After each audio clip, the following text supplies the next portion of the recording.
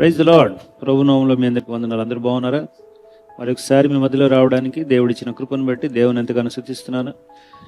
దేవుని యొక్క మాటలు, కొన్ని మాటలు, ఒక చిన్న అంశం మీ మధ్యలో తీసుకురావాలని ఇష్టపడుతున్నాను. మన జీవితాల్లో సాధారణంగా విమర్శలు అనేది వస్తూ ఉంటాయి. విమర్శలు మనం వింటూ ఉంటాం, మన గురించి మనం వింటూ ఉంటాం, వేరే వాళ్ళ గురించి మనం వింటూ ఉంటాం. అయితే విమర్శ చేయడం అనేది కొంతమందికి ఆనందంగా ఉంటుంది, విమర్శలు వినడం కూడా ఆనందంగా ఉంటుంది. పక్క వాళ్ళు విమర్శిస్తూ ఉంటే, వేరే వారిని విమర్శిస్తూ ఉంటే మనకు అది ఎంతో ఆనందంగా కనబడుతూ ఉంటుంది కదా. లేదా మనం విమర్శించడం కూడా మనకు ఆనందంగా కనబడుతూ ఉంటుంది. అయితే ఆ విమర్శలు మన జీవితాల్లోకి వచ్చినప్పుడు, మన జీవితాల్లో మనం ఎదుర్కొంటున్నప్పుడు కొంతమంది కుంగిపోతారు, కొంతమంది బాధపడతారు, కొంతమంది సంతోషిస్తారు. ఒక్కొక్కరు ఒక్కొక్క రీతిగా ప్రతిస్పందిస్తారు. వేరే వాళ్ళ గురించి విమర్శించినప్పుడు అయితే సంతోషిస్తారు, వాళ్ళ గురించి విమర్శించినప్పుడేమో వారు బాధపడుతూ ఉంటారు. అయితే ఈ మొత్తానికి విమర్శ అనేది మన జీవితాల్లో మనం ఎలా హ్యాండిల్ చేయాలి, ఎలాగా మనకు ఉపయోగార్థంగా చేసుకోవాలి అనేది ఈరోజు అంశం. కొంతమంది దాన్ని రిజెక్ట్ చేసేస్తూ ఉంటారు. ఆ విమర్శ వచ్చింది కదా అని చెప్పేసి కొన్ని స్టోరీస్ చెప్పేసేసి ఆ విమర్శను అసలు వినరు. అయితే విమర్శలు మన జీవితంలోకి వచ్చినప్పుడు వాటిని సరిగ్గా హ్యాండిల్ చేసినట్టయితే అది మన జీవితానికి ఎంతో మేలు కలుగుతుంది కదండి. భక్తుడైన పౌలు గారు తీతుకు ఒక మాట చెప్తున్నాడంటే, మొట్టమొదటిగా విమర్శలు మన జీవితాల్లోకి వచ్చినప్పుడు మనం ఏం చేయాలంటే, మొట్టమొదటి మెట్టు, పరపక్షముందున్నవాడు మనలను గూర్చి ఈ చెడు మాట ఏది చెప్పనేరక సిగ్గుపడినట్లు అన్నిటి యందు నిన్ను నీవే సత్కార్యముల విషయంలో మాదిరిగా కనపరుచుకునము. అంటే పరపక్షమందున్నవాడేగా మనల్ని విమర్శించేది. మన పక్షం ఉన్నవాడు మనకెందుకు విమర్శిస్తాడు? ఎప్పుడు మనల్ని పొడుగుడుతూనే ఉంటాడు. ఇప్పుడు ఆ వ్యక్తి విమర్శిస్తున్నప్పుడు, ఆ వ్యక్తి మన జీవితాల్లో లేనిపోని మాటలు మన గురించి చెప్తున్నప్పుడు, మొట్టమొదటిగా మనం చేయాల్సింది ఏంటంటే, మనల్ని మనం మొదటగా పరీక్షించుకోవాలి. వాక్యం అదే సెలవిస్తుంది కదా, మనల్ని గురించి చెడు మాట ఏదో చెప్పనేరక సిగ్గుపడినట్లు మనల్ని మనం ఏం చేయాలి? జాగ్రత్తగా చూసుకోవాలంట. ఫస్ట్ మనల్ని మనం పరీక్షించుకోవాలి. నిజమా? ఒకవేళ నిజమైంది అయితే మనం ఏం చేయాలి? దాన్ని సరి చేసుకోవడానికి ప్రయత్నం చేయాలి, జాగ్రత్త పడాలి. ఒకవేళ ఆ విమర్శ నిజం కాకపోతే మనం జాగ్రత్తగా మన జీవితాన్ని మనము చేసుకుంటున్నప్పటికి కూడా మన మీద అవతల వ్యక్తి విమర్శ చేస్తున్నట్టయితే ఒకరోజు ఆ వ్యక్తి సిగ్గుపడతాడని వాక్యం సెలవిస్తుంది. అయితే మనం చేయాల్సింది ఏంటంటే, దాన్ని బట్టి బాధపడకుండా, చింతపడకుండా మనం చేయాల్సింది, అది మనలో ఏమైనా లోపం ఉందా, మనం ఏదైనా తప్పు చేస్తున్నామా అనేది మనం పరిశీలన చేసుకోవాలి. మొట్టమొదటి స్టెప్ అది తెలుసుకోవాలి. ఎందుకంటే చాలాసార్లు చెప్తా ఉంటారు కదా, పండ్లున్న చెట్టుకే రాళ్ళు కొడతారని అంటారు.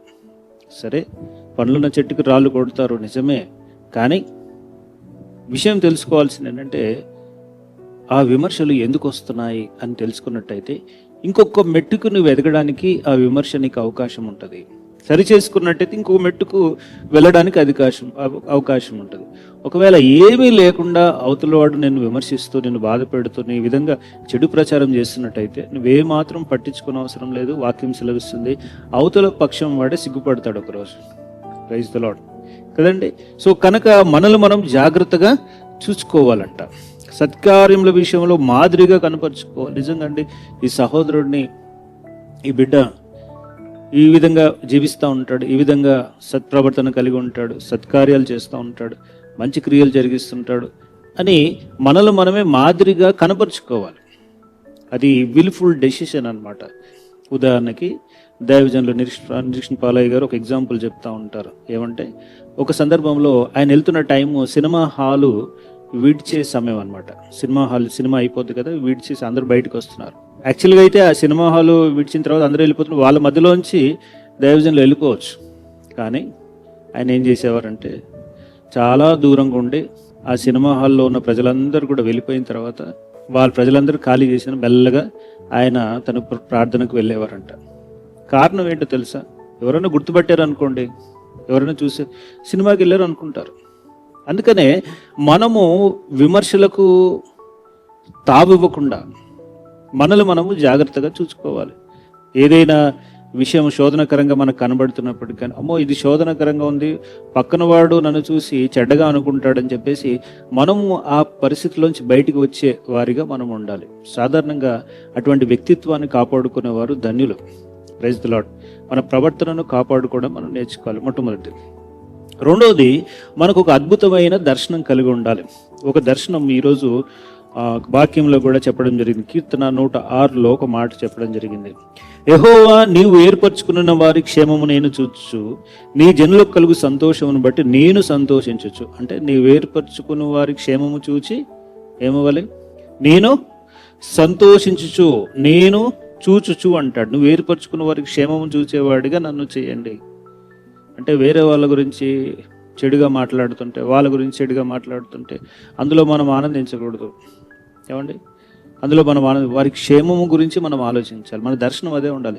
ఏర్పరచుకున్న వారి క్షేమం. ఈ రోజుల్లో సేవకులను భయంకరంగా విమర్శ చేస్తున్నారు. ఒకవేళ వాక్య ప్రకారంగా వారు తప్పుగా బోధిస్తున్నట్టయితే, వాక్య ప్రకారంగా బోధించకుండా సరైన విధానంలో లేనట్టయితే మనం ఏం చేయగలుగుతాం చెప్పండి? వారు దేవునికి లెక్క అప్పు చెప్పుకుంటారు. మనము విమర్శ చేయడం మూలంగా, మనము కౌంటర్ ఇవ్వడం మూలంగా అవతల వ్యక్తి మారుతాడా చెప్పండి? ఎవరి హృదయాలను ఎవరు మార్చగలుగుతారు? ఒకవేళ నీకు అంత చనువు ఉంటే, ఒకవేళ నీకు అంత అవకాశం ఉంటే వెళ్ళి మాట్లాడు. లేకపోయినట్టయితే చక్కగా వారి క్షేమం గురించి నువ్వు ప్రార్థన చేయి. దేవుడే ఒకరోజు వారికి గ్రహింపు కలిగేటట్టుగా చేస్తాడు. కొన్నిసార్లు ఏమవుతుందంటే కొంతమంది సహోదరులు నేను చూస్తూ ఉంటాను, వారు వేరే వారిని కమెంట్ చేస్తూ యూట్యూబ్లో వీడియో పెడితే కింద వీళ్ళెంతో ఆనందిస్తూ ఉంటారు.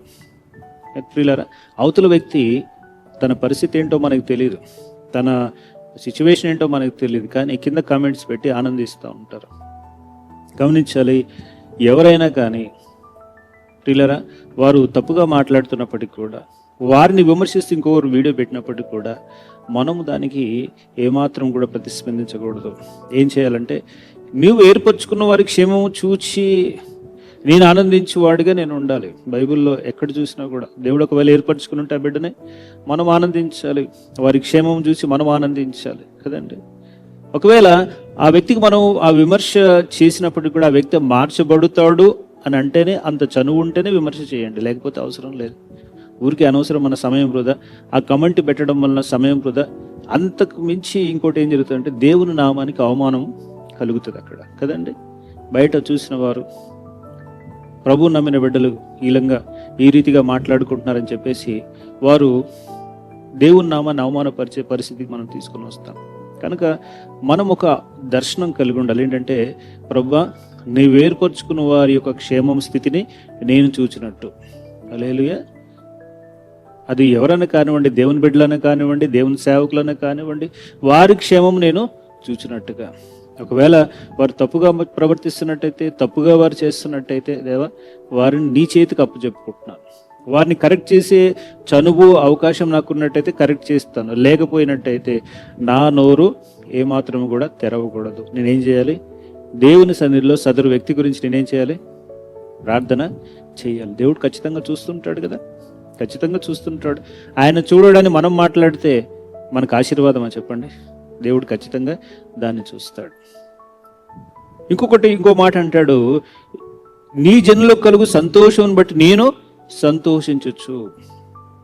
దుఃఖించి వారితో ఏం చేయాలంట? దుఃఖించాలి. సంతోషించి వారితో ఏం చేయాలంట?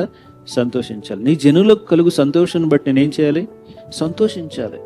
ఆ సంతోషించే మనస్సు, ఆ దర్శనం నాకు ఇవ్వు తండ్రి. నీ బిడ్డల క్షేమం చూసే మనస్సు నాకు ఇవ్వు. అంత విశాలమైన స్వభావం నాకు దయచేయి ప్రభువా అని మనం ప్రార్థన చేసుకుంటే, నేను అంటాను, ఎవరు విమర్శిస్తున్నప్పటికీ కూడా మన మనస్సు మొట్టమొదటిగా పాడవదు. రెండోది ఏంటంటే మన ఆత్మీయ జీవితం పాడవదు కదండి.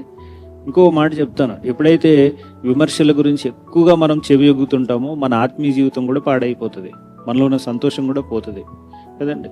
ఎక్కువగా మనం చూస్తున్నాం అనుకోండి, అటువంటి విషయాలు ఎక్కువ వింటున్నాం అనుకోండి, నెక్స్ట్ ఏమవుద్దంటే మనము ఒక వైరాగ్యంలోకి వెళ్ళిపోతాం.